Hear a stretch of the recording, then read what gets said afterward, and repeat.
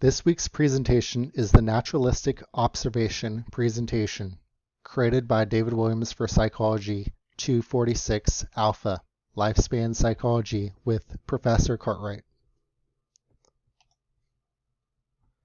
The purpose of this presentation is to interview someone currently in late adulthood and observe their remarks about life. I interviewed a 67-year-old woman in Southern California. Due to COVID restrictions, the interview was conducted in the individual's residence. We sat in her well-lit living room, which was very neat and clean. The furniture was natural leather and of good taste. She offered ice water and light refreshments to me upon my arrival. The resident stated that she has lived in the same house for the past 35 years.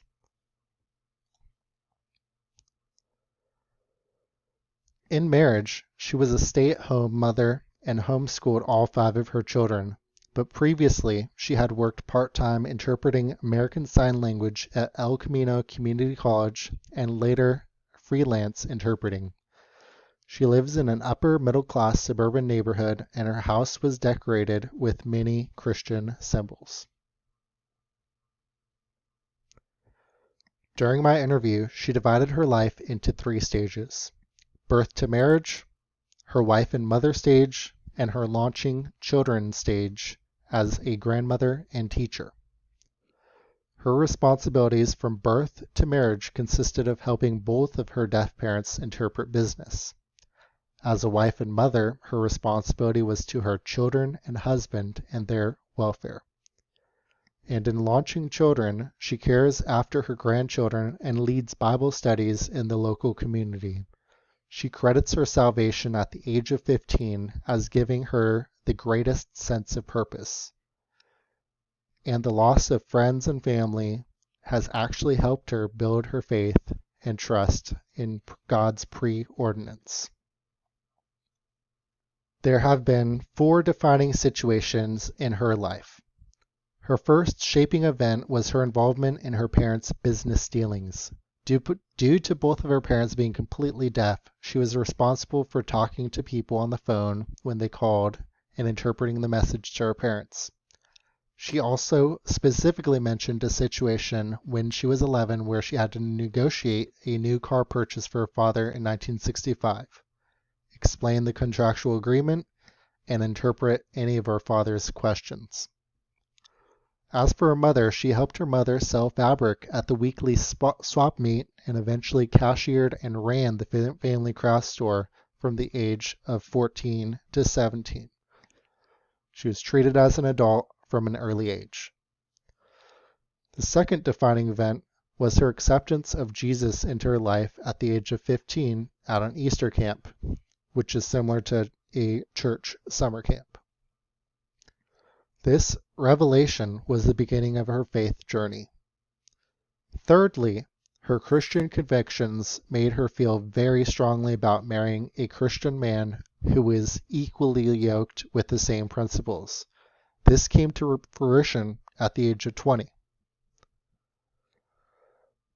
Lastly, motherhood started with the birth of her first child at the age of 25 and ended almost 20 years later with the birth of her 5th child at 42 and a half years old.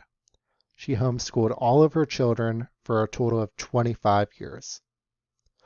She quotes, "Motherhood makes you more selfless and gives you the desire to protect and take care of your children."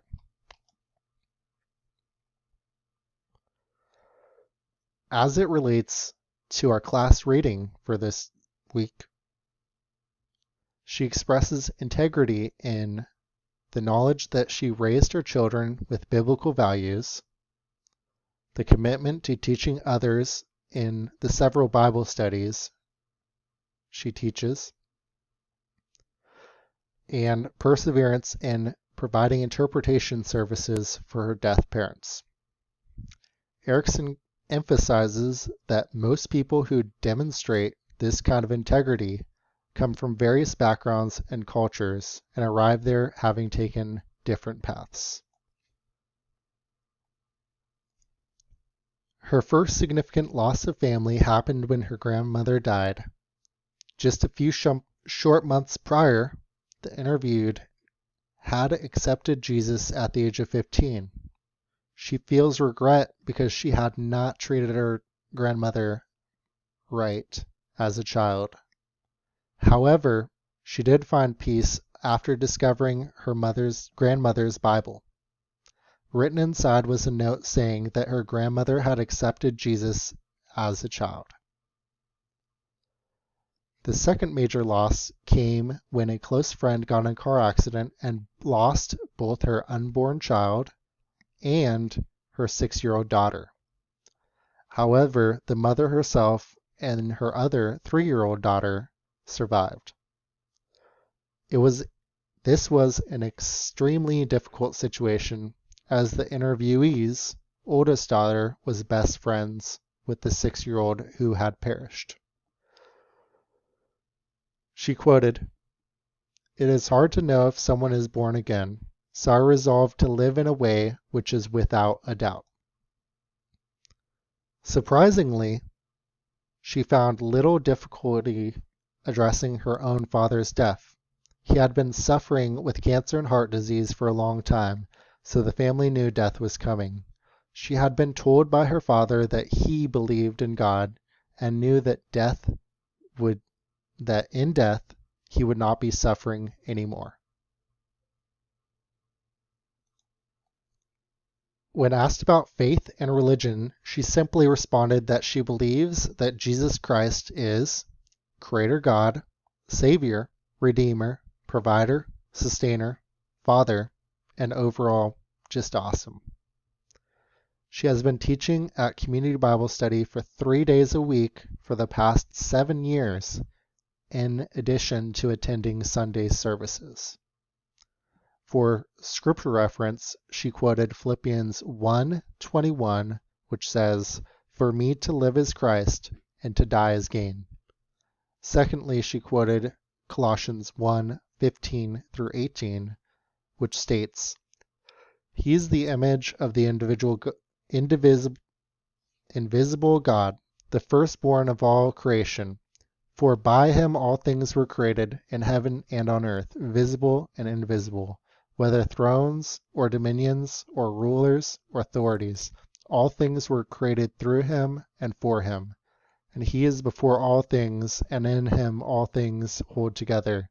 He is the head of the body, the church. He is the beginning, the firstborn from the dead, that in everything he might be preeminent." In my own observations, I respect the fact that as a child, she had to grow up quickly to aid her parents. Also, her commitment to Christ is very noteworthy. Her trust in God, despite all the loss she experienced, illustrates the Christian quality of faith. And as a whole, she seems to exemplify the spirit of other-centeredness and love which Jesus represented.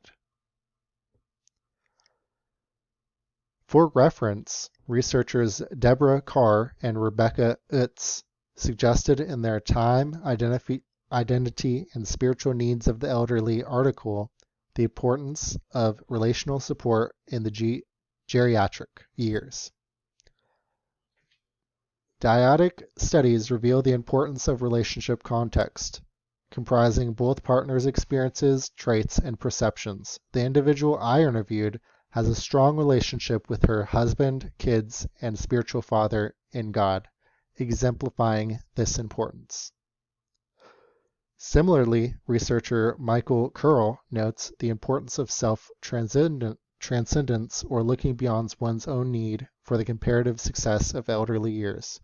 The individual I interviewed has been caring for the physical needs of her parents since childhood and the spiritual needs of those in her Bible studies in her late adulthood. Please review my references and I will address any questions. Thank you.